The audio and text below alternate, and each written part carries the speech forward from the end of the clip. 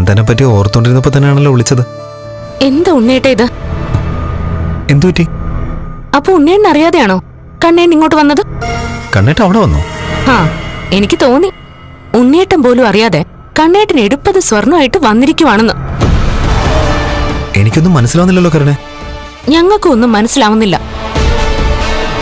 സാധാരണ പെൺകുട്ടികളെ കല്യാണം കഴിച്ചയക്കുമ്പോ സ്ത്രീധനം കൊടുക്കുന്നത് പെൺകുട്ടികളുടെ വീട്ടുകാരാ.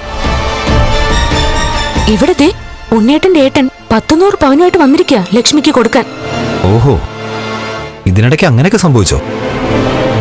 നേരെ ജ്വല്ലറിയിൽ നിന്നും കണ്ണേൻ ഇങ്ങോട്ട് വന്നതായിരിക്കും. ഇതൊക്കെ ഉണ്ണേട്ടനും കൂടി അവകാശപ്പെട്ടതല്ലേ? അങ്ങനെയുള്ളപ്പോ സ്വർണവും പണമൊക്കെ ഈ രീതിയിൽ ദൂർത്തടിക്കുന്നത് ശരിയാണോ? ഒരു വീടാവുമ്പോ എല്ലാവരോടും ആലോചിച്ചിട്ട് വേണ്ടേ ഇതൊക്കെ ചെയ്യാൻ?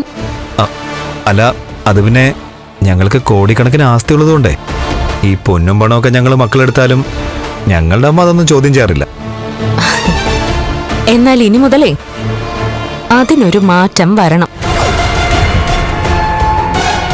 ഈ സമ്പത്തൊക്കെ നശിച്ചു പോവാനേ നിമിഷ നേരം മതി.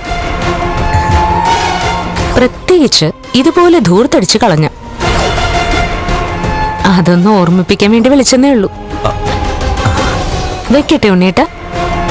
ആ ശരി.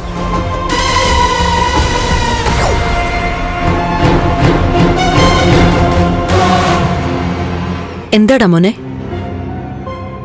കരുണയെ വിളിച്ചത്. കണ്ണേട്ടൻ 100 പവൻ സ്വർണ്ണമായിട്ട് അങ്ങോട്ട് പോയെന്ന്. അരയ്ക്ക് താഴോട്ട് തളർന്ന ഒരാളെ ഒരുത്തി കല്യാണം കഴിക്കാന്ന് പറഞ്ഞല്ലോ.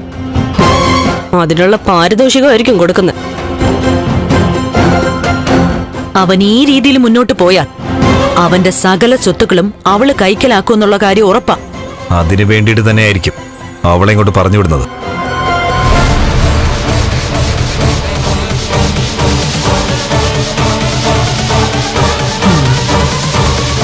അവള് സാമർഥ്യക്കാരിയാണെങ്കിലേ അതിനേക്കാളും സാമർഥ്യം എനിക്കുണ്ട്.